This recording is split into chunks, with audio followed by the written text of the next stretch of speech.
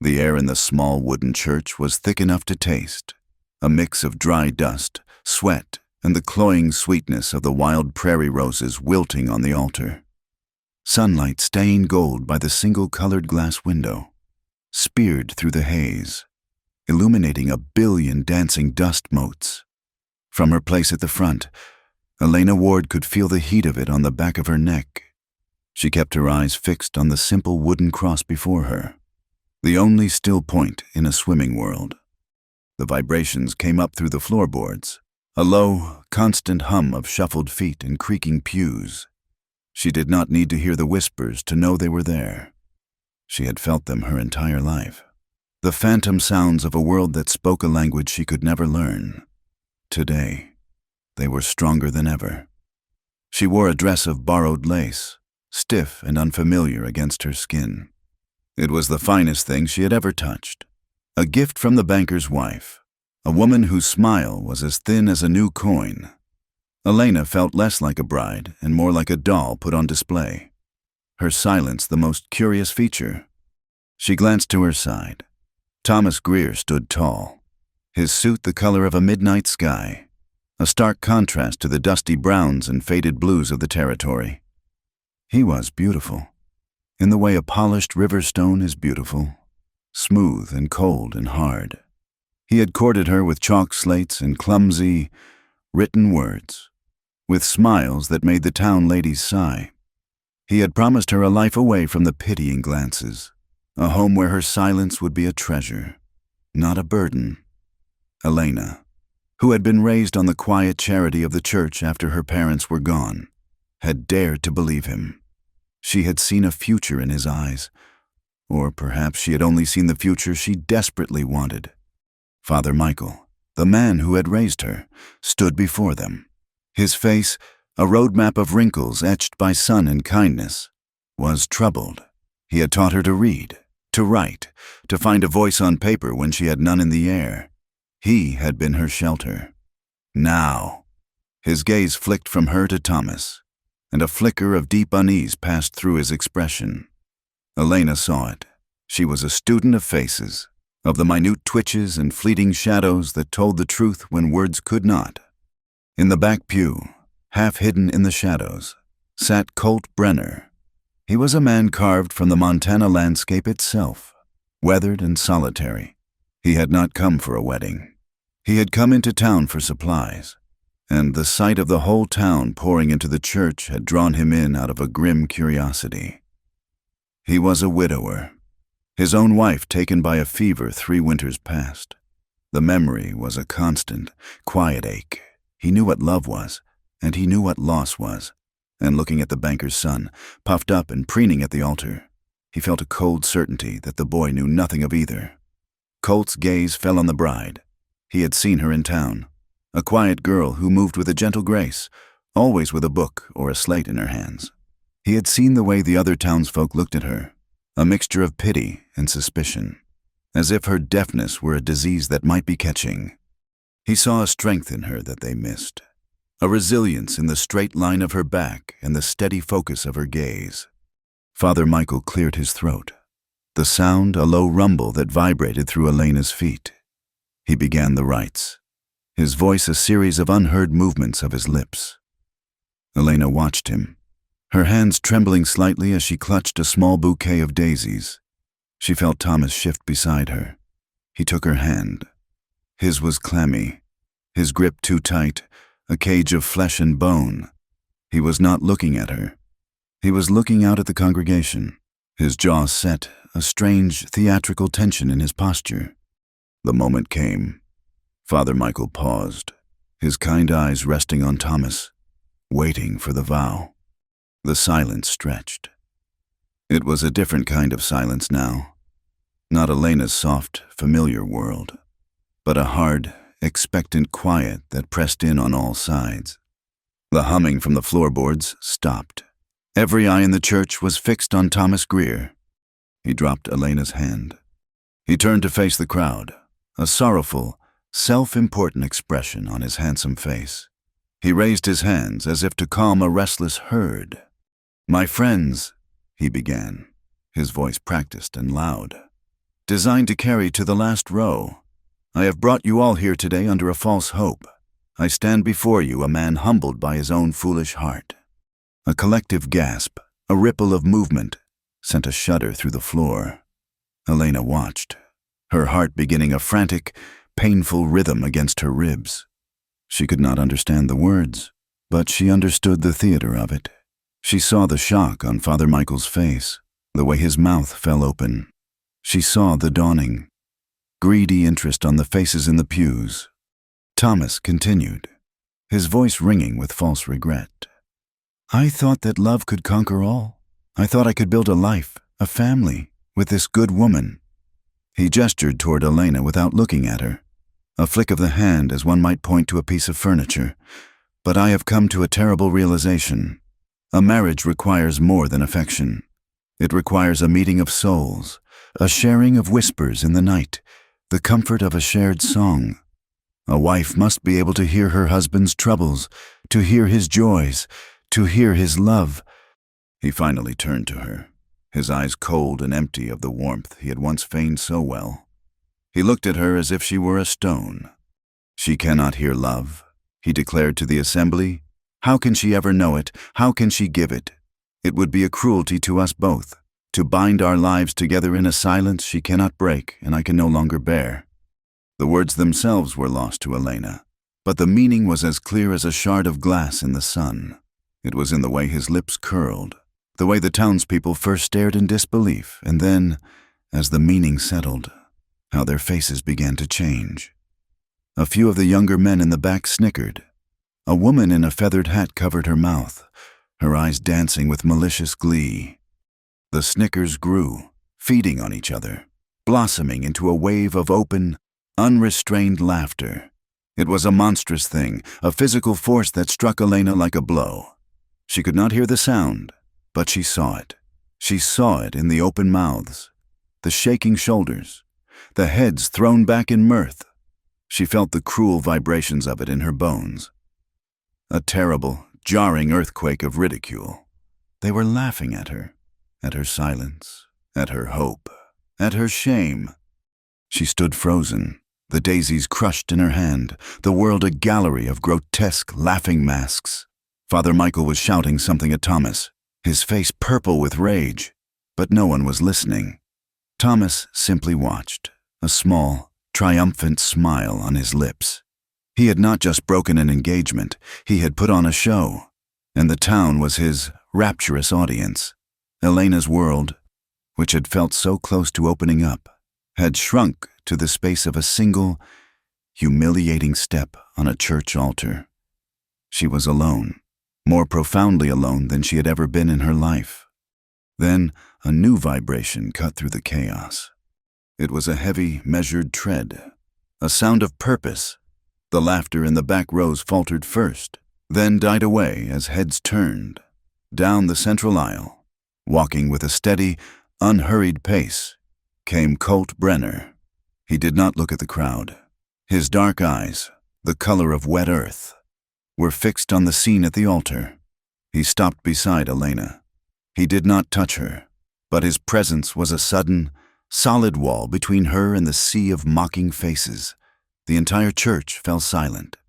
The only sound was the frantic pounding of Elena's own heart. Colt looked at Thomas Greer, a look of such profound contempt that the banker's son took an involuntary step back.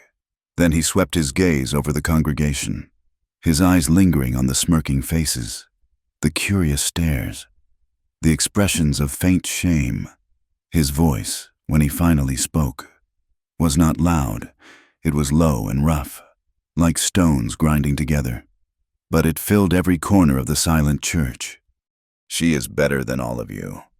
The words hung in the air, simple, absolute, and devastating. They were a judgment and a shield.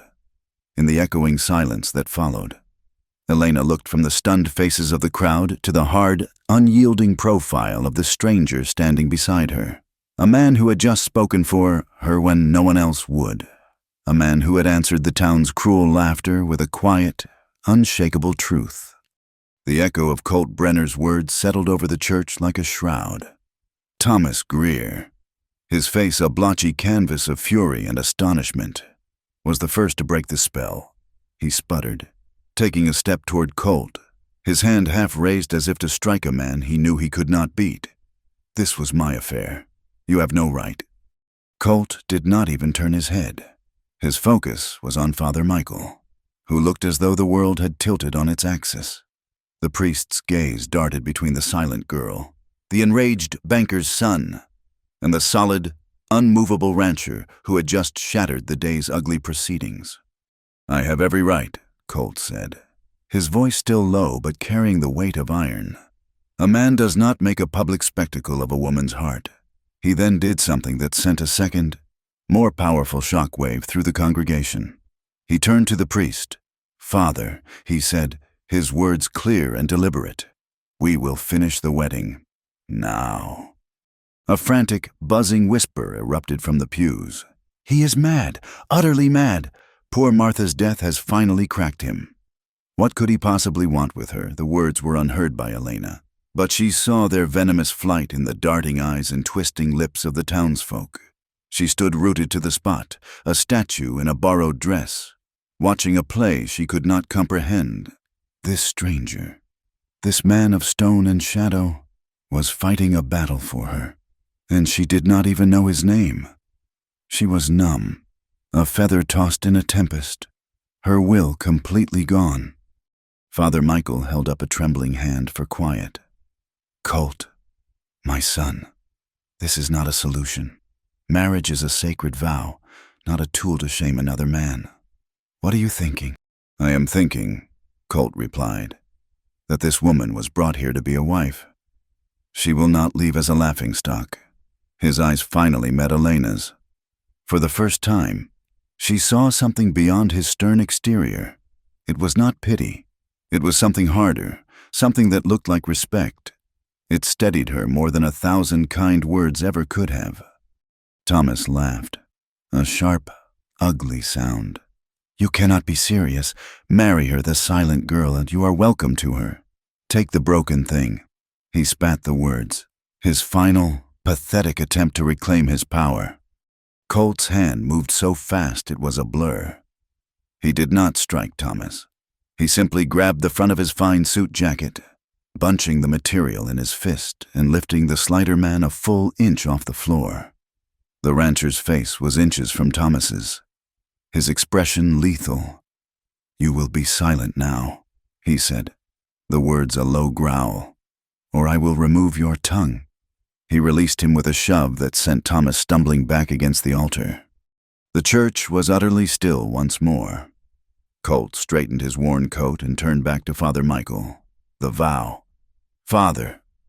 The priest looked at Elena, his heart aching. He saw the profound shock in her eyes, the utter desolation. He had failed to protect her from this cruelty. Perhaps this strange, drastic action was a form of providence. It was a mad choice, but it was a choice born of honor, not malice. He saw the unbending resolve in Colt's face. He sighed, a deep, weary sound of surrender. He nodded slowly. He resumed the service, his voice heavy.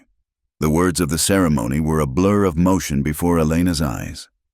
When the time came for her vow, Father Michael gently touched her arm.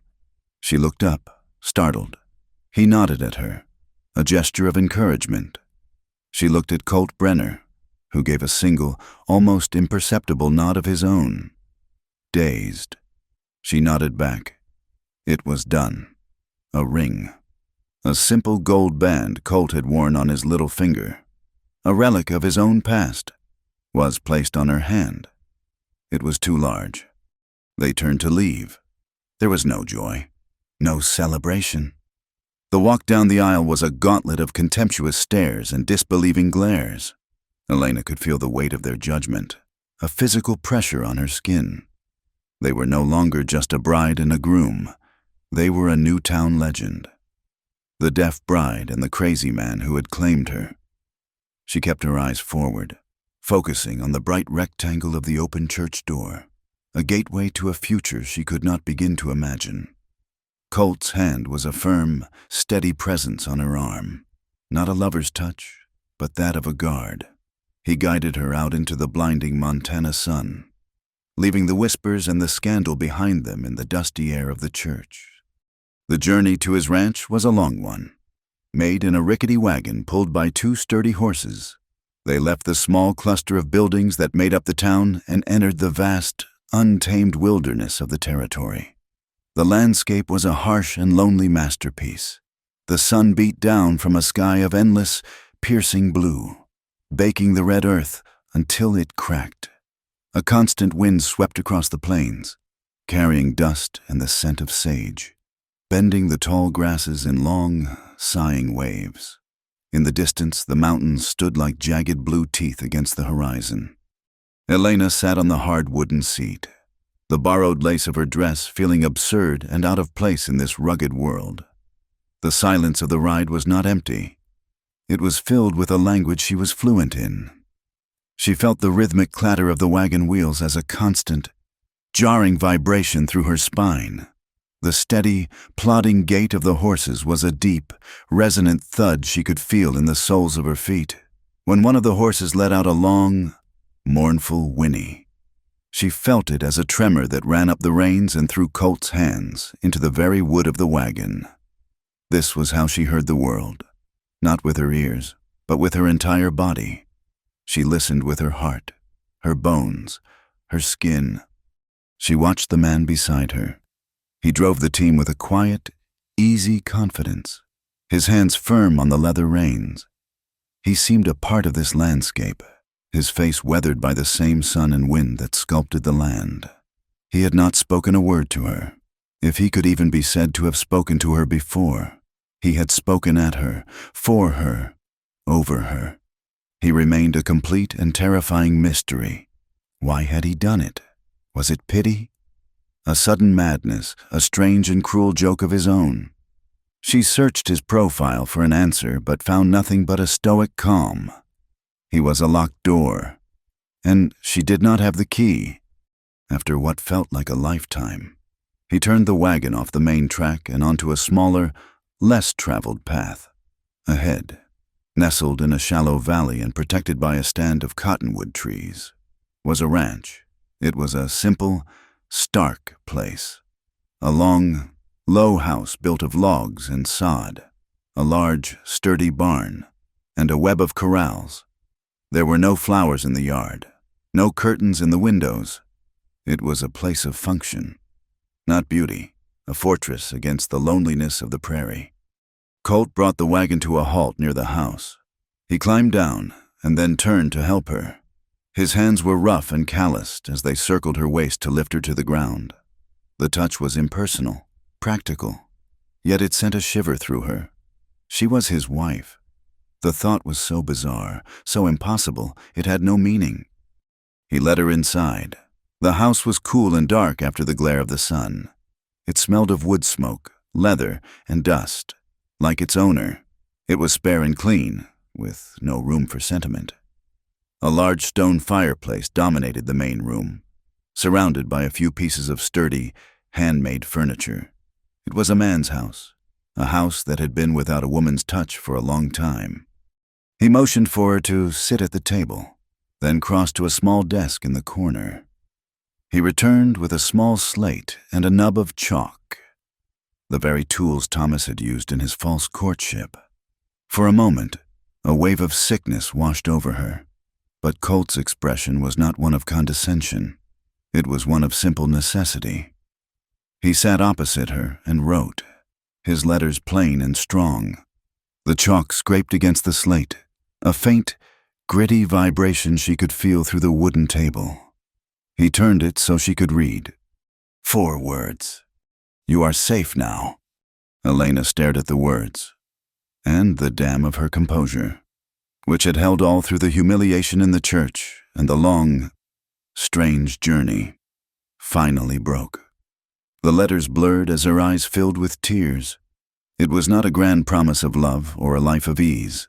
It was a simple statement of fact, the one thing she needed most in the world: safety, sanctuary. He was not her lover, not her friend. He was her protector. A tear escaped and rolled down her cheek. tracing a clean path through the dust of the road. She looked up at him, this stranger who was now her husband. He watched her, his expression unreadable, but he did not look away from her tears. He simply sat, waiting, letting her find her own footing in the quiet stillness of their new life. In that moment, they were nothing more than two profoundly lonely people, two strangers scarred by their own separate pasts, now bound together and sheltered under a single silent roof. The days at the quiet ranch fell into a rhythm dictated by the sun. Life was pared down to its essentials: hard work, simple food, and a vast, enveloping silence. For Elena, this silence was not an absence, but a presence, a familiar landscape. What was new was the quiet of the man who moved through it with her. Colt Brenner was a man of immense physical presence and profound stillness. He rose before dawn. The soft thud of his boots on the floorboards, the first vibration she felt each morning. He would be gone to the barn before she even lit the lamp. And when she entered the main room, a tin cup of coffee would be waiting on the table, a silent offering. Elena learned the shape of her new life through her hands. She had always been capable, a necessity for a girl who had to prove her worth in a world that saw her as incomplete. She discovered a latent skill with the horses. They responded to her gentle, steady touch. They did not care that she could not make cooing sounds or sharp commands. They understood the language of a firm hand, a slow approach, a calm heart. She would spend hours brushing their coats, her face pressed against their warm, solid bodies, feeling the deep, rumbling sighs of their contentment. In the stable, surrounded by the scent of hay and horse, she found a peace that the world of people had rarely offered her. She took over the house. It had been clean, but stark, a place for sleeping and eating, not living. She started by scrubbing the floors until the wood gleamed, then washed the single set of curtains until they were no longer gray with dust. She found a loom in a storage shed, its strings broken and covered in webs. After a day of patient work, she had it restrung. Soon, the rhythmic thump and slide of the shuttle became a new part of the ranch's silent song. She cooked meals that were more than just fuel. She learned the contents of the larder and the root cellar, and with flour, salted pork, and dried beans. She created stews and breads that filled the small house with a warmth it had not known in years. Colt accepted these changes without comment, but she saw his notice in small ways. He began wiping his boots more thoroughly before entering the house.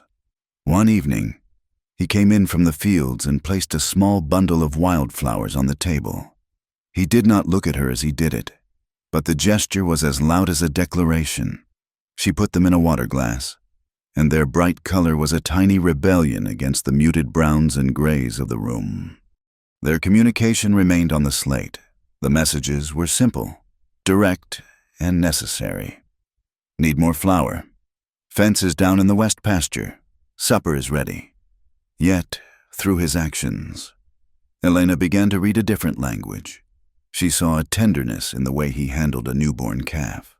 His large, rough hands, impossibly gentle. She watched him one afternoon as he painstakingly splinted the wing of a small bird that had fallen from its nest.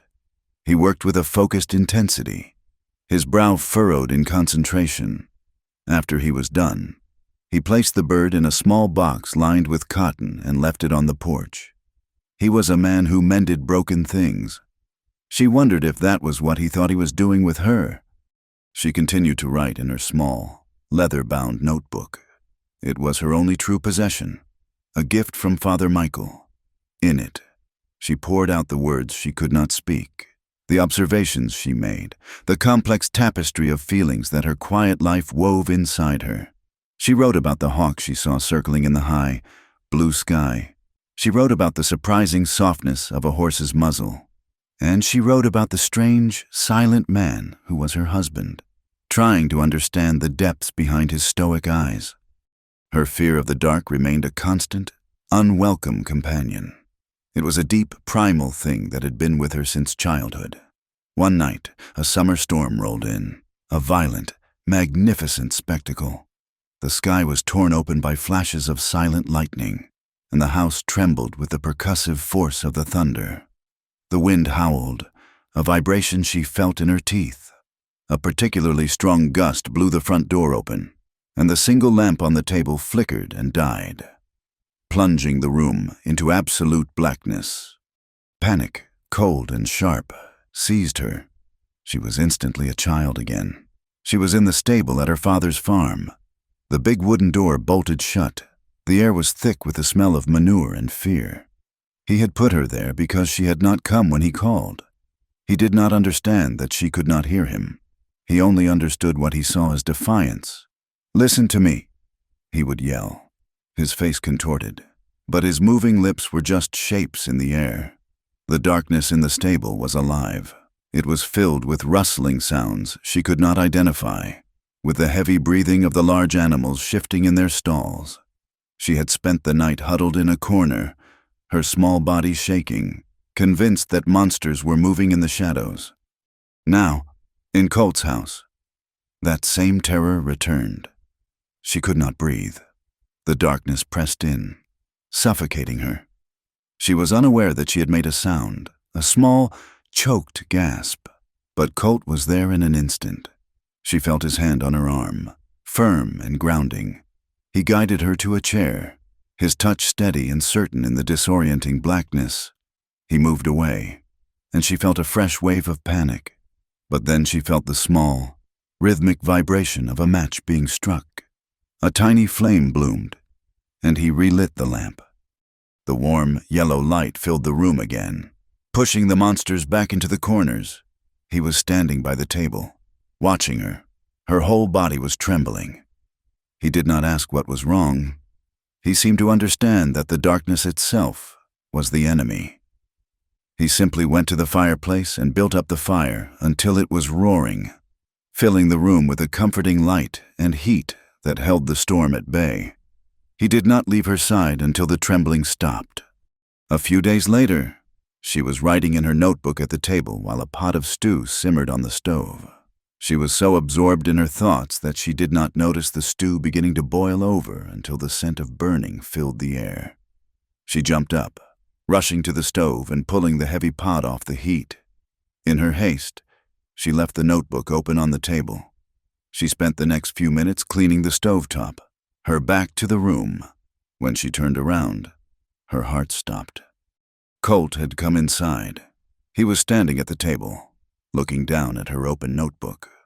She felt a violation so profound it was like a physical blow. That book was her soul. It held her secret fears, her fragile hopes, the very essence of her being. He was seeing her naked and defenseless. She wanted to scream, to run and snatch it away, but she was frozen in place, utterly exposed. He did not seem to be reading the words. His gaze was fixed on the page, his expression thoughtful. He stood there for what felt like an eternity. Then, without looking at her, he picked up the slate and the chalk. He sat down at the table, his broad back to her, and began to draw. She watched, bewildered, as his hand moved across the black surface. He was not writing words. He was sketching. When he finished, he stood up, placed the slate on the table beside her notebook, and walked out of the house. He did not glance at her. Her feet felt like lead as she approached the table. She was afraid to look. She was certain she would find a cruel caricature, a joke at her expense, a confirmation that he, like Thomas, saw her as a broken thing. Her hand shook as she looked down at the slate. It was a drawing of a human ear. It was beautifully rendered, with delicate lines and careful shading, but it was not a perfect ear. Down the center, from the top of the lobe to the bottom, was a fine, jagged crack, like a piece of broken porcelain that had been mended. From the opening of the ear canal, instead of the lines representing sound, he had drawn gentle waves, like the ripples in a pond, spreading outward. Elena stared at the drawing, and the meaning of it unfolded in her heart like a flower opening to the sun. He had not read her words. He did not need to. He had seen her. He had understood. The broken ear was her own. He was not mocking it.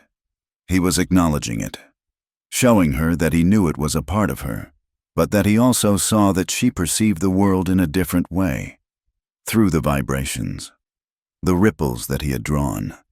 He was telling her that a thing could be broken and still be beautiful, still be whole.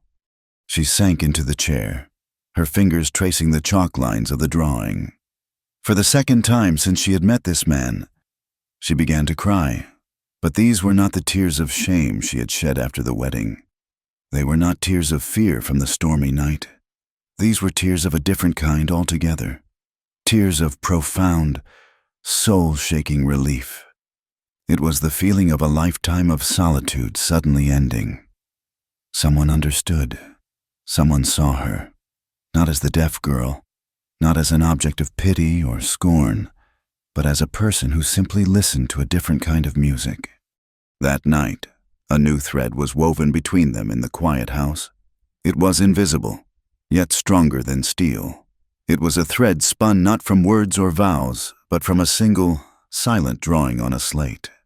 Weeks bled into a month, and the raw edges of their strange union began to smooth. The slate remained on the kitchen table, a useful tool for practical matters. But it felt increasingly inadequate. It was a language of necessity, not of soul. The space between them, once filled with awkwardness and uncertainty, was now thick with unspoken questions and a fragile, growing tenderness. It was a silence that yearned for a voice. Colt made his monthly trip to town for supplies. He was gone for 2 days, and the ranch felt unnervingly empty without his solid presence. Elena found herself watching the horizon, a knot of anxiety in her stomach she could not explain, when she finally saw the dust cloud of his wagon in the distance. A profound sense of relief washed over her, a feeling so strong it startled her. His return had become an anchor in her world. He unloaded the wagon with his usual economy of motion sacks of flour and sugar, a side of bacon, a new axe handle, but this time there was something else. After all the provisions were stored, he reached back into the wagon and pulled out a small, flat parcel wrapped in brown paper. He brought it inside and placed it on the table in front of her. Her fingers trembled slightly as she unwrapped it. Inside was a book.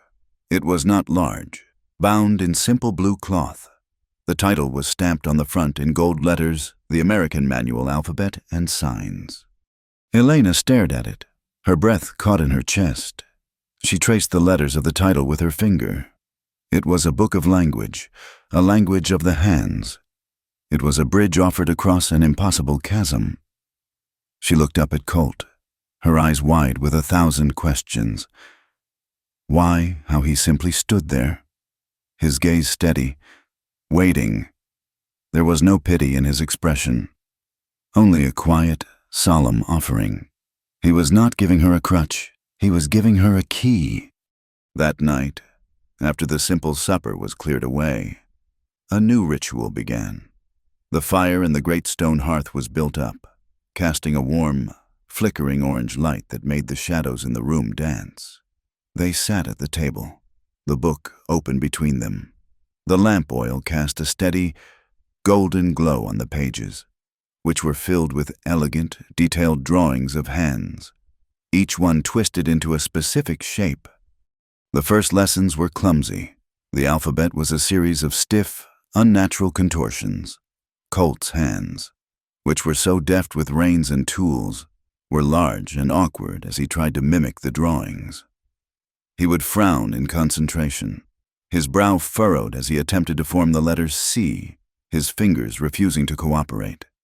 Elena would watch, and a small smile would touch her lips. She would gently take his hand, her slender fingers guiding his calloused ones into the correct position. His hand was warm and rough, a landscape of hard work and strength. Her touch was light, yet it sent a current through him that had nothing to do with language. She was a natural, her hands, already so expressive, moved with an innate grace. She learned the alphabet in a single evening, her fingers flying through the shapes with a speed and precision that left Colt watching in quiet awe. For her, it was not an academic exercise. It was a homecoming. It was as if her hands had been waiting their entire life to be given these words to shape. They moved from letters to words. Water. He would make the sign. A W tapped against his chin, and she would nod. A radiant smile on her face. Horse. 2 fingers on his forehead. Bent twice. He pointed to the barn, and she nodded again, her eyes shining. They were building a world, word by word. In the quiet space between them, the slate was soon forgotten. Left on a side table to gather dust, their new language was alive, fluid and intimate. The evenings by the fire became the center of their existence. The rest of the world, with its harsh judgments and loud noises, fell away. There was only the crackle of the logs in the hearth, a vibration Elena could feel in the floor, and the soft, whispery sound of their hands moving through the air. In the firelight, their hands took on a life of their own. They told stories, they asked questions, they shared observations about the day. They created a private world where silence was not an emptiness to be filled, but a canvas on which they painted their thoughts. One evening, after they had mastered a small but functional vocabulary, Elena grew pensive. They had been practicing signs for things they could see: table, fire, book, window. But she knew that for this language to be real, it had to hold more than objects. It had to hold feelings. She took a deep breath, the way a diver does before plunging into deep water. She got Colt's attention, her eyes meeting his across the warm space. She raised her hands slowly. First, she taught him the sign for sad, drawing her fingers down her face like tears. He copied her, his expression serious. Then she taught him happy, a light, brushing motion upwards on her chest. He copied that too, a ghost of a smile on his own lips. Then she hesitated. There was one more sign she wanted to teach, a word that had been used as a weapon against her, a word that held a universe of hope and pain. She looked at Colt, at his strong, quiet face, bathed in the gentle firelight. She saw the unwavering respect in his eyes, the patience, the kindness that he showed not in words but in every action. In that moment, she felt a sense of trust so complete it was breathtaking. Slowly, deliberately, she brought her hands to her chest. She crossed her arms, her fists closed, and pressed them gently against her heart. It was the sign for love. She looked at him, waiting for him to copy it. He watched her intently, his brow furrowed in concentration. He raised his own large hands. He crossed his arms, but he did not close his fists. He left his hands open, and instead of pressing them to his heart, he tapped his shoulders, as if brushing off dust. It was a clumsy, meaningless gesture. A sound escaped her. It was a sound she had not made since she was a very small child. It was not a gasp or a sigh. It was a laugh. It started as a tremor in her chest, a bubbling up of pure, unadulterated delight at his wonderful, human awkwardness. It was a full, open-mouthed, silent laugh that shook her entire body. Her shoulders trembled, her eyes squeezed shut, and the joyous, uninhibited mirth of it radiated from her like heat from the fire. Colt froze, his hands still on his shoulders. He stared at her, mesmerized. He had seen her smile, small, shy things that were beautiful but fleeting. He had seen her cry, but he had never seen this raw, untamed expression of happiness. It was the most beautiful thing he had ever witnessed. It was the sound of a soul breaking free. Her laughter subsided, leaving her breathless and flushed. She looked at him, her eyes sparkling with tears of amusement. She shook her head gently, still smiling. She reached across the small space between them and took his right hand in hers. His skin was rough against her own. She guided his hand, closing his fingers into a gentle fist. Then she did the same with his left. She guided his arms, crossing them over his chest, and then, with her hands still over his, she pressed them against the solid, steady beat of his heart. She held them there for a moment, letting him feel the shape, the pressure, the meaning of the gesture. She released him. He looked down at his hands, then looked back at her. The air was charged, thick with a new and potent emotion. They were no longer just a man and a woman learning signs. They were two souls speaking the same language for the very first time. Slowly, he raised his hands again. He crossed his arms over his chest. He made two gentle fists, and he pressed them firmly to his heart. This time, it was perfect. They held each other's gaze for a long, silent moment.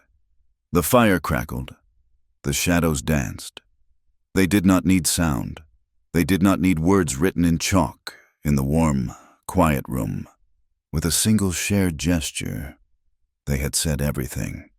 As Colt lay in his bed later that night, staring into the darkness, he replayed the moment over and over in his mind. The image of her laugh, the feeling of her hands on his. He had entered into this arrangement on a surge of righteous anger, a desire to protect a wronged woman. He had seen himself as her rescuer, a man of honor saving her from a cruel fate. He had believed he was providing her a sanctuary from a world that did not understand her. But as he lay there, he understood with a sudden, startling clarity how wrong he had been. His life before her had been as silent as hers, but his was a silence of emptiness, a house without warmth, days filled with nothing but work and the hollow echo of loss. He had been living in a gray, soundless world of his own making. Elena, with her quiet strength, her patient grace, and her radiant, world-shaking laugh, had brought color and light into his darkness. She had filled his empty house with a sense of purpose and a gentle, growing warmth. She was teaching him to listen, not with his ears, but with his eyes, with his hands, with his heart. He had not saved her at all. He finally understood. She was the one who was saving him. The changing of the seasons was a subtle thing on the ranch, a shift in the quality of the light, a new sharpness to the wind that swept down from the mountains.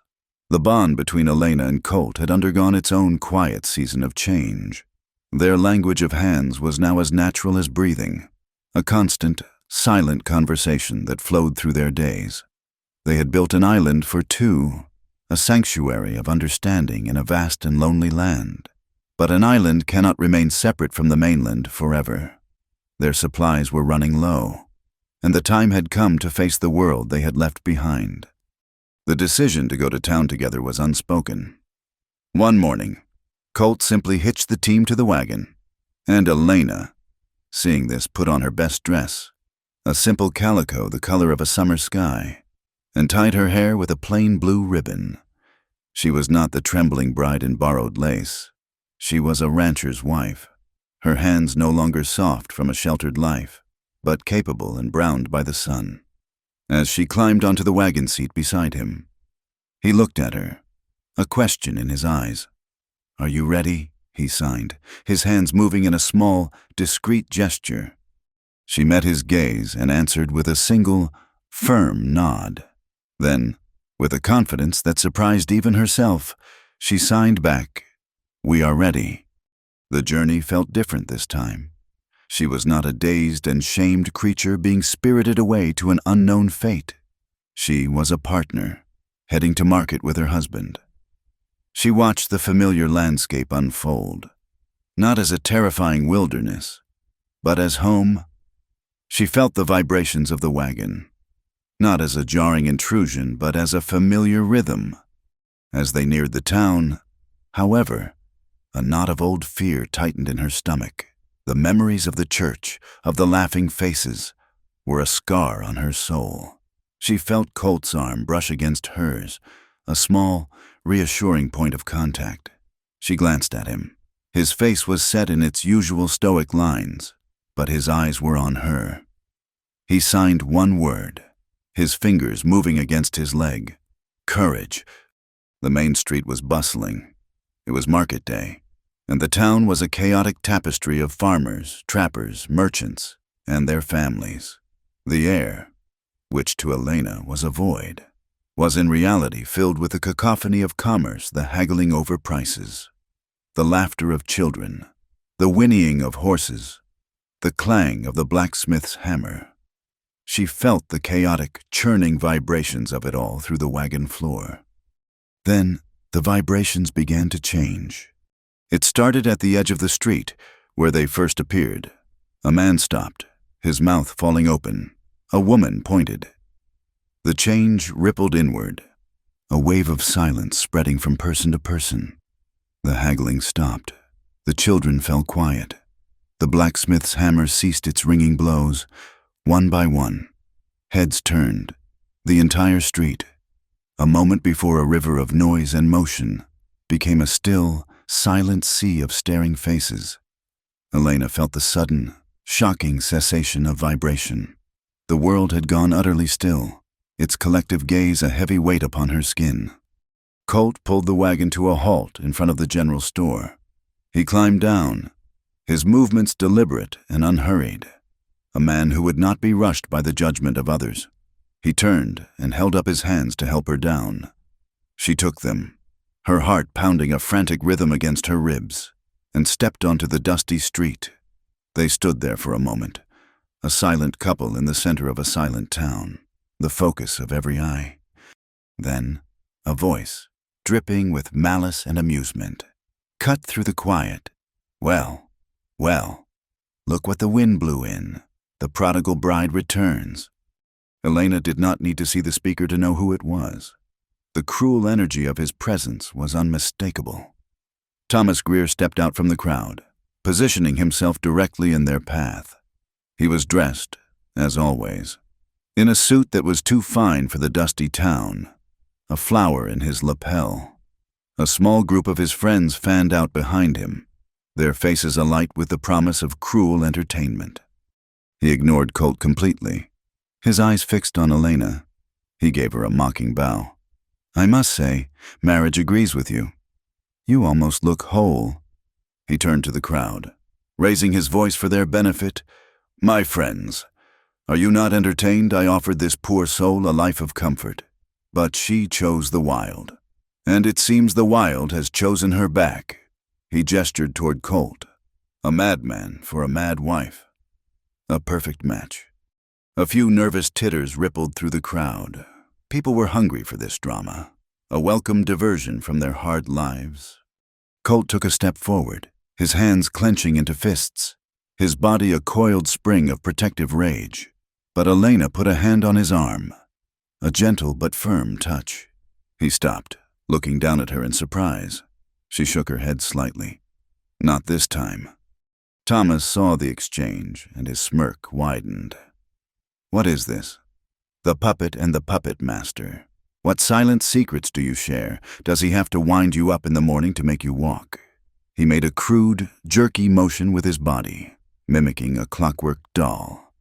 This time the laughter was not just a few titters. It was a wave of open, unrestrained mockery, just as it had been in the church. The crowd, freed from its initial shock, gave in to the cruel sport. They saw what Thomas wanted them to see, not a man and a woman, but a spectacle, a freak show. The vibrations of their laughter beat against Elena, a familiar, ugly assault. But something inside her had changed. In the church, she had been alone, a fragile girl whose hope had been shattered. Now, she was not alone, and she was no longer fragile. She had found her voice, and it resided in her hands. Colt could not bear it. The sound of their laughter was a physical insult. He looked at their jeering faces, and the cold, controlled anger he always held in check finally broke its chains. He took a deep breath, and his voice, when it came, was not a shout, but a roar. A raw, powerful sound that came from the very depths of his being. It silenced the laughter as effectively as a thunderclap. "You laugh because she is quiet," he bellowed, his voice echoing off the false fronts of the buildings. He jabbed a finger toward Thomas, but his eyes condemned them all. "But she is the only one who ever listened." The crowd flinched back, stunned by the ferocity of his words. Thomas's smirk faltered. Colt's words hung in the air, a raw and ringing accusation. In that sudden, shocked silence, Elena acted. She let go of Colt's arm and took a step forward, placing herself in front of him. She was no longer seeking his protection. She was standing on her own ground. The crowd's attention shifted to her. She was the center of it all now. She stood straight and tall, her chin up, her gaze sweeping across the stunned faces before her. She looked at the curious, the cruel, the shamed, and she held their eyes. Then she raised her hands. The movements were not the frantic, meaningless gestures of a frightened creature. They were fluid, precise, and filled with an unshakable grace. In the dusty street, under the harsh Montana sun, her hands began to speak. She did not sign many words. She did not need to. Her message was simple, direct, and aimed at the heart of their ignorance. "I may not hear your words," she signed, her fingers shaping the elegant, powerful symbols, "but I see your hearts." The crowd was mesmerized. They could not understand the individual signs, but they understood the meaning perfectly. They understood it in the unwavering confidence of her posture, in the clear, piercing intelligence of her eyes, in the sheer, undeniable power of her silent speech. She was not broken. She was not a puppet. She was a woman, whole and strong, speaking a language they were too blind to see. She held her final sign, the word hearts, her fingertips resting on her chest. In that moment, she was more eloquent than any orator, more powerful than any bully. She had taken their greatest weapon, her silence, and forged it into a shield of her own. The silence that followed was different. It was not the silence of shock or anticipation. It was the silence of shame. A woman in the front row dropped her gaze to the ground. A farmer shuffled his feet and looked away. Thomas Greer stood frozen, his face pale, the mocking words dead on his lips. He had intended to make her a fool, but she had, with a few silent movements, exposed the foolishness and cruelty of them all. He had lost. He knew it. Without another word, he turned and pushed his way through the crowd, his friends trailing behind him like dogs with their tails between their legs. Slowly, the crowd began to break apart. People moved away, not with laughter, but with a quiet, new unease. They went back to their business, but the boisterous energy of the market was gone, replaced by a subdued and thoughtful mood. A few people glanced back at Elena, their expressions no longer mocking, but filled with a dawning, grudging respect. A tiny spark had been lit in the heart of the town. Colt stood behind Elena, watching her. He was filled with a pride so fierce it almost choked him. He had seen her strength from the beginning, but he had never imagined the depths of it. He had stepped in to save her, and in the end, she had not needed saving at all. She had saved herself, and in doing so, she had saved them both. He came to stand beside her. She looked up at him, a question in her eyes. He smiled, a rare, genuine smile that transformed his rugged face. He lifted his hand and signed a single word. Beautiful. The story of what happened at the market traveled on the wind, whispered over fence posts and across the counters of the general store. It was a tale that grew with each telling, transforming Elena from a figure of pity into a figure of quiet mystery and strength. The town did not know what to make of her, or of the hard rancher who stood by her side. The laughter had ceased, replaced by a wary, watchful curiosity. For weeks, nothing changed on the surface. Colt and Elena returned to their island, their quiet life of shared work and silent conversation. But the mainland had shifted. The seeds of change, planted in a moment of public defiance, had begun to germinate in the stubborn soil of the community. One afternoon, as the sun began its long, slow descent, casting long shadows across the valley, Elena was in the yard, mending a leather harness. She felt a new vibration through the ground, the unsteady rumble of an approaching wagon, slower and more hesitant than Colt's familiar rhythm. She looked up to see a solitary woman driving a small, rickety cart pulled by an old mule. The woman pulled the cart to a stop near the house, but she did not get down. She just sat there, her hands twisting a piece of her worn dress in her lap, her face a mask of desperation and fear. Colt came out of the barn, wiping his hands on a rag. He saw the visitor and his body stiffened, his hand instinctively moving to the axe handle leaning against the wall. His first instinct was always to protect. Elena walked over to him and gently touched his arm. She signed to him. "Wait, let me—" She approached the wagon slowly, her movements calm and unthreatening. The woman watched her come, her eyes wide. Elena could see a small boy huddled beside the woman, half hidden in the folds of her skirt. He looked to be about 7 or 8 years old, with a thatch of unruly brown hair and eyes that were dark and watchful, like a cornered animal. The woman's name was Sarah Miller. Her husband had died in a mining accident 2 years prior, and she scraped by on a small, dusty plot of land a few miles out of town, raising chickens and a few vegetables. Her son, Samuel, had been born into a world of silence, just like Elena. But unlike Elena, he had no way to write, no way to make his needs known beyond frustrated grunts and angry gestures. He was a prisoner in his own mind, and his mother was the helpless warden. Sarah had heard the stories about the rancher's deaf wife. She had dismissed them at first, as most had, but the story of the market, of the woman who spoke with her hands, had planted a tiny, impossible seed of hope in her heart.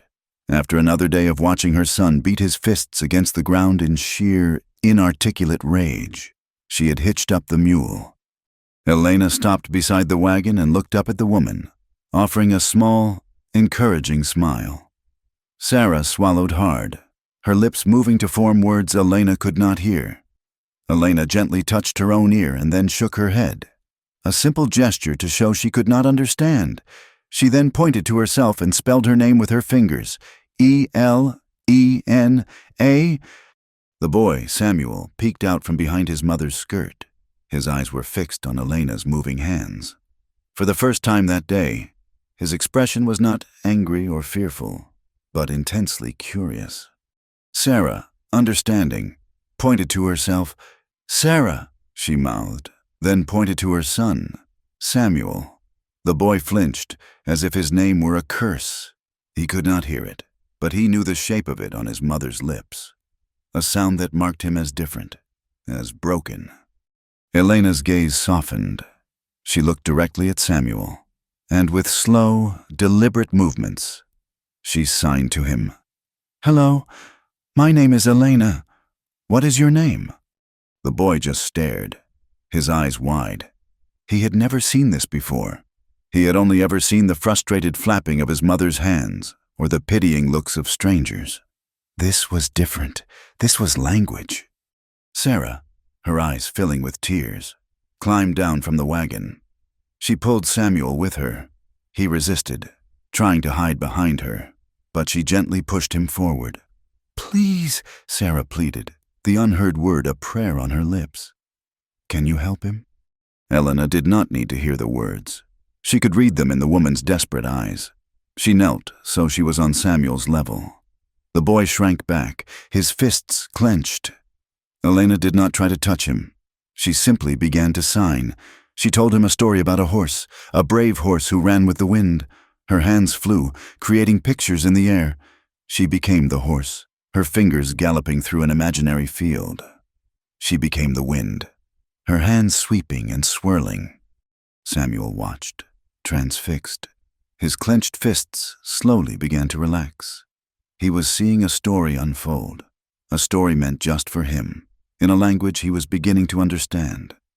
From that day on, Sarah brought Samuel to the ranch twice a week. The first lessons were difficult. Samuel's frustration was a wall between them, but Elena was endlessly patient. She never pushed. She simply offered. She started with a single sign. She held up an apple from her kitchen, Then she made the sign for apple, a closed fist with the knuckle of her index finger twisting against her cheek. She did it over and over, then gave him the apple. After 3 visits, as she held up the fruit, Samuel, his small face contorted with effort, raised his own clumsy hand and made a rough approximation of the sign. Elena's heart swelled with a joy so pure it was almost painful. She smiled, a brilliant, radiant smile, and signed, "Yes, apple." She gave him the apple, and he took it, a look of profound, dawning comprehension on his face. For the first time in his life, he had asked for something, and he had been understood. Colt watched these lessons from a distance. He would find reasons to be near the house, mending a fence or oiling a saddle, just so he could see them.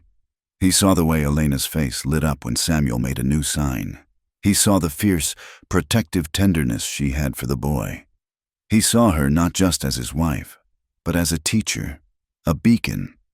The light that he had first seen in her was no longer a small, sheltered flame. It was growing, becoming a fire bright enough to warm others. News of Samuel Miller's progress spread through the community faster than a prairie fire. The boy who had been a creature of rage and silence was changing. He was seen in town with his mother, his hands now moving, asking for a piece of candy at the store, signing the name of a dog he saw on the street. It was a miracle, and the source of that miracle was the deaf woman at the Brenner Ranch. Soon, another family arrived. Their daughter, Mary, had a severe stutter that made her so ashamed she rarely spoke at all. She came to learn the signs, a way to communicate without the fear of her own voice betraying her. Then came 2 brothers, orphans who were so shy and withdrawn they barely looked anyone in the eye. They came not to learn signs for themselves, but just to watch, to be in a place where quiet was not a failing. The small main room of the ranch house became crowded. Elena would sit on the floor, surrounded by a small, mismatched group of children, her hands dancing as she taught them the alphabet, the names of animals, the signs for feelings. It was no longer a school for the deaf. It had become a school of silence, a place where anyone who struggled to be heard could find a voice. One evening, after the last of their students had gone for the day, Colt found Elena sitting at the table, her head in her hands, a look of exhaustion on her face. The number of students was growing, and their small house was bursting at the seams. He sat opposite her and signed, "Too much." She looked up and managed a weary smile. "No, not enough space." Colt looked around the room, at the extra slates and chalk sticks, at the children's coats hanging on pegs by the door. He looked at Elena, at the passion and purpose that shone from her, even through her tiredness. He stood up and walked to the door, looking out at the wide, open land that surrounded their home. He stayed there for a long time, watching the stars begin to appear in the darkening sky. When he turned back, his decision was made. The next morning, he went out to the stand of pine trees at the edge of his property. Elena watched from the window as the rhythmic, percussive thud of his axe began to echo through the valley. It was a vibration that spoke of purpose and creation. For the next month, he worked from sunup to sundown. He felled the trees, stripped the logs, and hauled them back to a level patch of ground not far from the house. He was a man possessed by a vision. One of the farmers who had been at the market, a man named George, rode out to the ranch one day. He had been one of the men who had looked away in shame. He stopped his horse and watched Colt for a while. Then he dismounted, took off his coat, and picked up the other end of a log. He did not say a word. There was no need. The next day, he came back with 2 other men. The town that had once mocked Elena was now helping to build her a school. It was a simple structure, a single large room with big windows to let in the light. It smelled of fresh-cut pine and clean earth, as the last plank was nailed into the roof. Colt and Elena stood inside, the evening light pouring through the empty window frames. The space felt holy, a testament to what they had built together, not just with wood and nails, but with courage and understanding. The night before the school was to officially open, a full moon hung in the sky, bathing the entire valley in a soft, ethereal silver light. Elena and Colt walked from the house to the new schoolhouse. Inside, the moonlight streamed through the windows, painting silver rectangles on the new wooden floor. The silence in the room was profound, a silence of peace and accomplishment.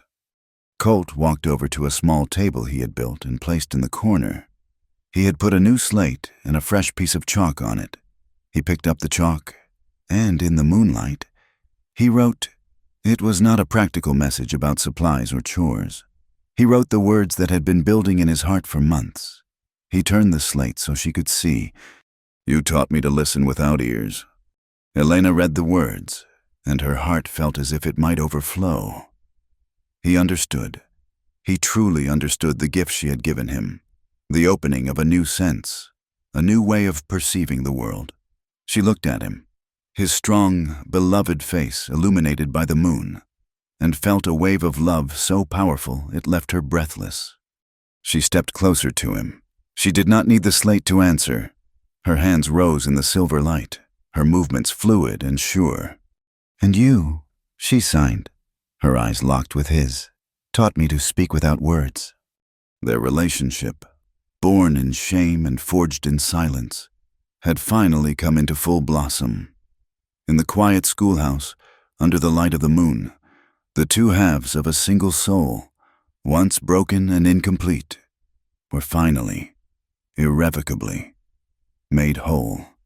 The winter loosened its grip on the land not all at once, but in a series of quiet surrenders. The iron-hard ground softened, breathing a deep, earthy sigh. The snow receded from the valley floor, lingering only in the high-shadowed places of the mountains. The cottonwood trees by the creek began to swell with the promise of new leaves, and the air, for so long thin and sharp, grew thick with the scent of damp soil and the sweet perfume of returning life. For Elena, the coming of spring was a symphony of sensation. She felt the warmth of the sun on her skin, a gentle, persistent pressure that seemed to melt away the last of the winter's chill from her bones. She felt the new, quickened pulse of the earth through the soles of her boots, the vibrations of a world waking from a long and quiet sleep. The schoolhouse was a place of vibrant, silent life. The children, who had been cooped up through the long winter months, brought the energy of the season inside with them. Their hands, once clumsy and hesitant, now flew with a growing confidence, telling stories, asking questions, and occasionally teasing one another in their silent language. Elena's life had found a purpose she had never dreamed of. She was a teacher, a nurturer, a creator of community.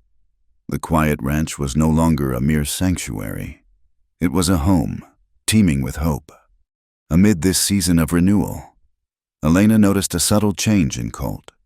There was a new thoughtfulness to his silence, a new intensity in his gaze when he watched her. In the evenings, after the children had gone and the quiet descended once more, he would often just sit by the fire, his eyes on her, a deep and unreadable emotion moving in their depths. The love between them was a constant, unspoken truth. The very air they breathed. It was in the way he would bring her a cup of coffee in the morning, the way she would mend a tear in his coat, the way their hands would brush as they worked side by side. It was a love that had grown organically, like a sturdy prairie grass, rooted in the hard soil of their shared lives. Yet, something was shifting. Something was building toward a crest. One evening, she saw him working at the small forge he used for mending tools and shoeing horses. The rhythmic clang of hammer on metal was a familiar vibration, a steady heartbeat of the ranch. But this time, the rhythm was different. It was lighter, more delicate, more precise. She watched from the kitchen window. Her curiosity piqued. He was not working with a heavy piece of iron. He held a small, dark object with a pair of tongs, heating it in the glowing coals until it shone like a captured star. He would then bring it to the anvil and tap it with a small hammer, his movements filled with a focused, reverent care she had only ever seen him use with a newborn animal.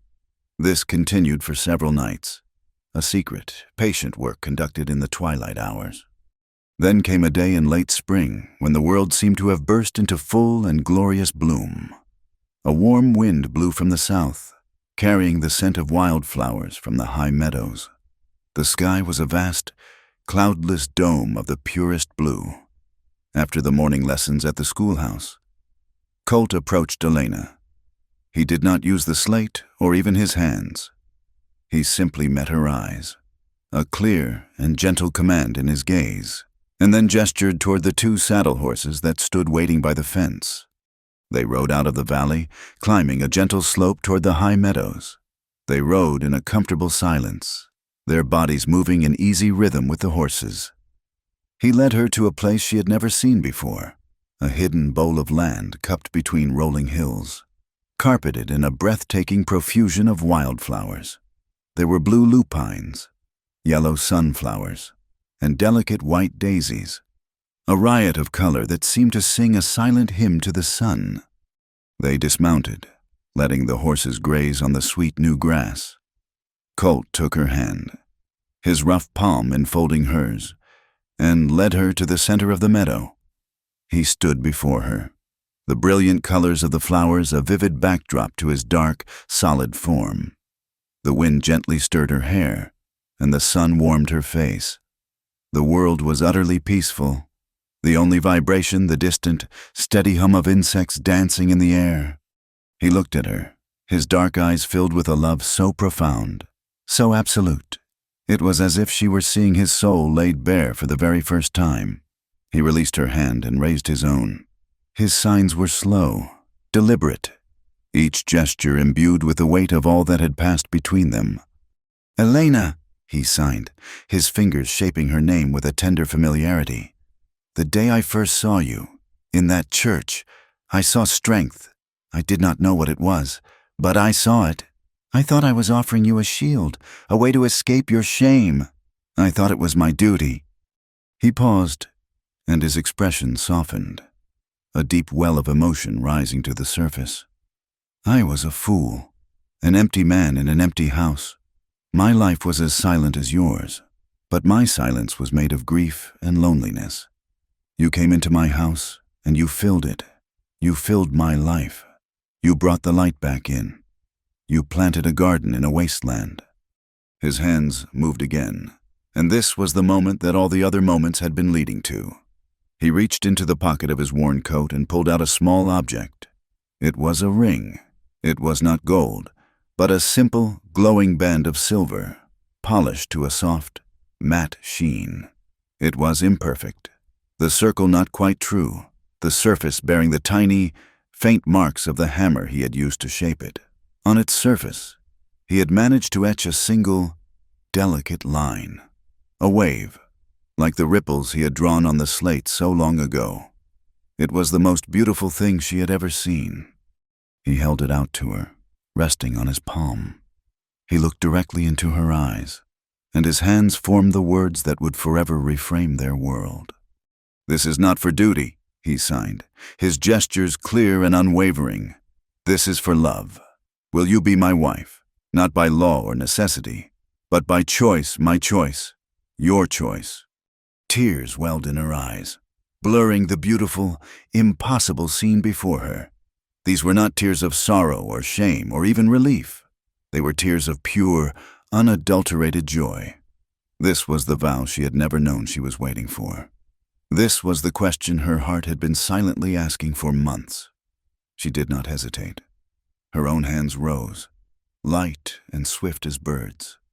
"Yes," she signed, "always, yes."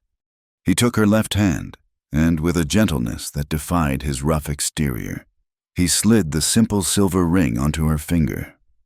It fit perfectly. It felt as if it had been forged not just from silver, but from the very substance of their shared silence, their patient understanding, their hard-won love. She looked down at it, a perfect, unbroken circle, a symbol of a love that had mended them both. They did not need a church. They did not need a priest. They did not need a crowd of witnesses. The next day, they held their own ceremony. They walked hand in hand to the great, ancient cottonwood tree that stood by the creek, its new leaves rustling, a sound she felt as a soft, whispering vibration against her skin. Their only guests were a small group of their students, Samuel, Mary, and the two shy brothers. The children stood at a respectful distance, their faces solemn and joyful, understanding the importance of the moment not through words, but through feeling. They stood under the vast, sheltering branches of the old tree. The wind, their constant companion on the prairie, was their only witness, rustling the leaves as if in benediction. There were no prayers spoken, no vows exchanged. Their lives had already been a prayer. Their every shared day had been a vow. He simply took her hand in his, the new silver ring a warm, solid presence on her finger, and he looked at her. She looked back at him. In that shared gaze, they were married. In that silent, profound moment of communion, they committed their souls to one another, a bond far stronger than any words could ever create. This was their true wedding day, not a spectacle of shame before a town of mockers, but a sacred, private rite of passage in the heart of the wild land that had become their home. This was the culmination of their long journey, the quiet, triumphant resolution of a love that had been born in the ashes of humiliation and had grown into the most beautiful and resilient of things. They were no longer the deaf bride and the mad rancher. They were simply Colt and Elena, a husband and a wife, their two once incomplete souls now perfectly and forever joined. The seasons turned, and the vibrant green of spring and the deep, sun-baked hues of summer gave way to the rich gold and russet of autumn. It was the time of the harvest, a season of gathering in, of celebrating the earth's bounty and the community's resilience against the harshness of the land. The town, in keeping with tradition, prepared for its annual harvest festival. It was a day of games, feasting, and commerce, a day when the entire territory seemed to converge on the small main street, filling it with a life and energy that was a stark contrast to the quiet solitude of the surrounding plains. In years past, this would have been a day for Elena to remain hidden, to avoid the crowds and the inevitable stares. But this year was different.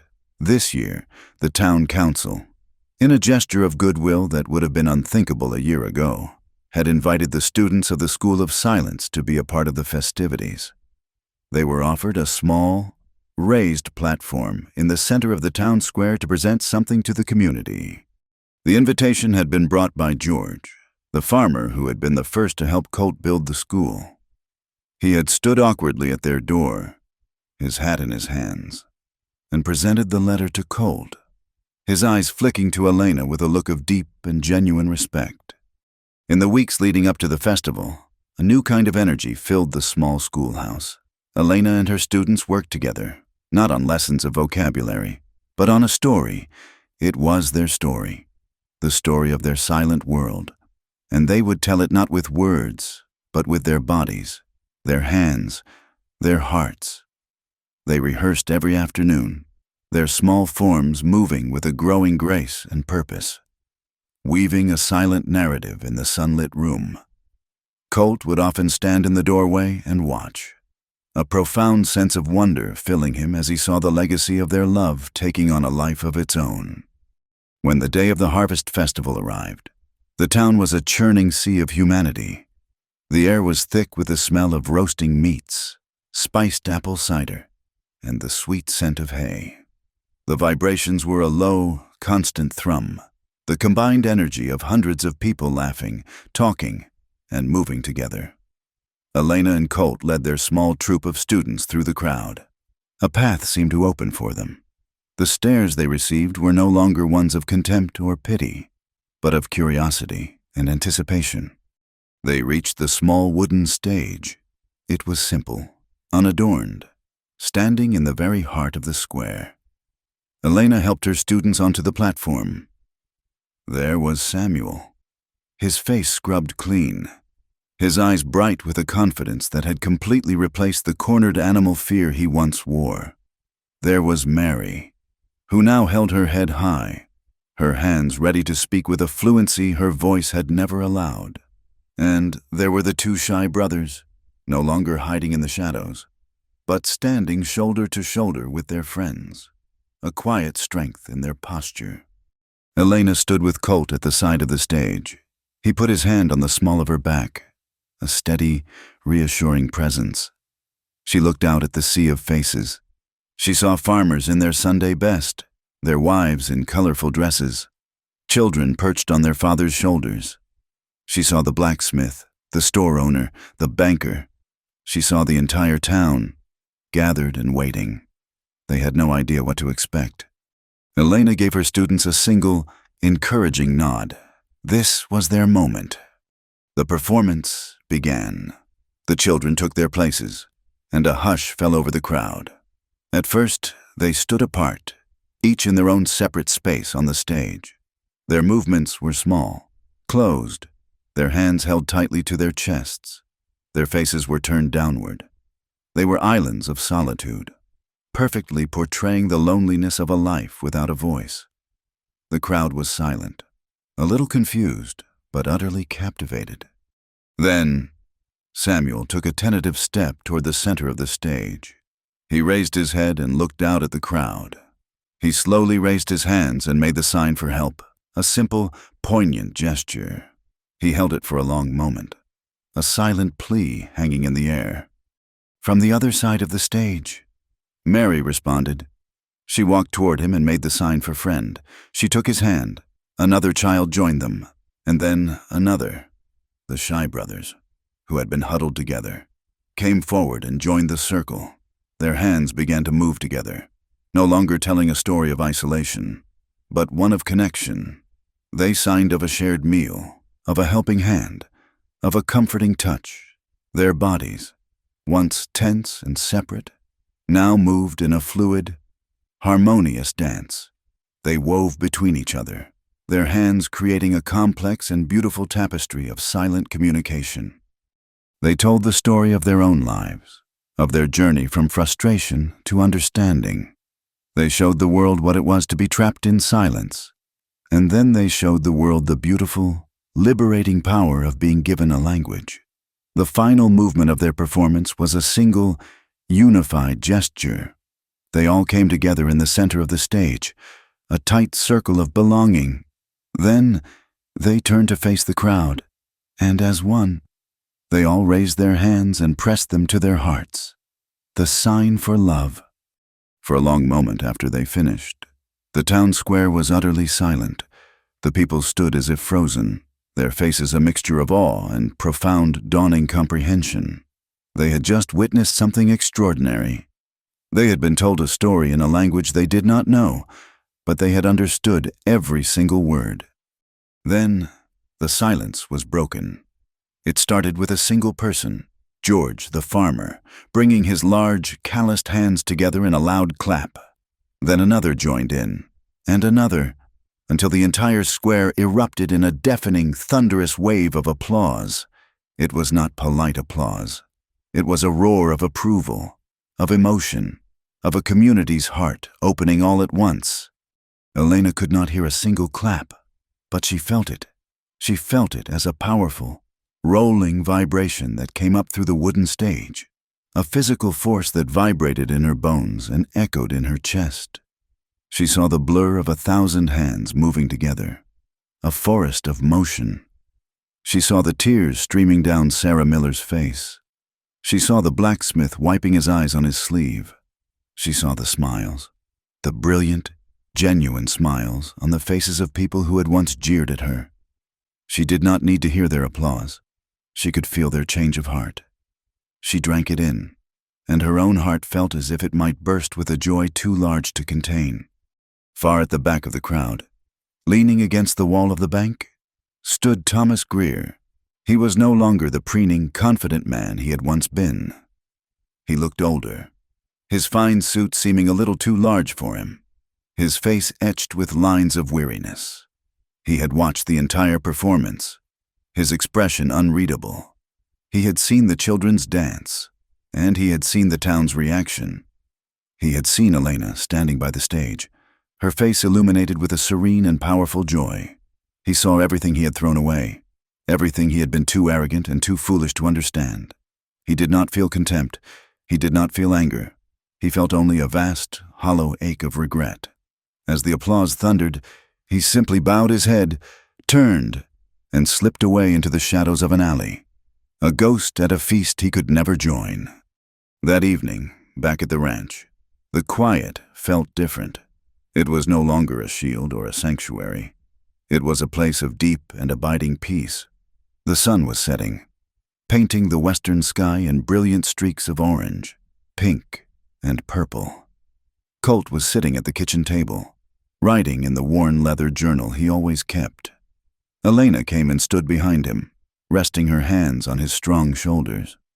He looked up at her and smiled, a smile of pure contentment. She glanced down at the page he was writing on. In his strong, plain script, he had just finished a sentence. She was born without sound, but she taught a whole town how to listen. They stood like that for a long time, watching the last of the light fade from the sky. The world grew quiet, settling into the deep, peaceful silence of the night. It was a silence that was no longer an emptiness. It was full.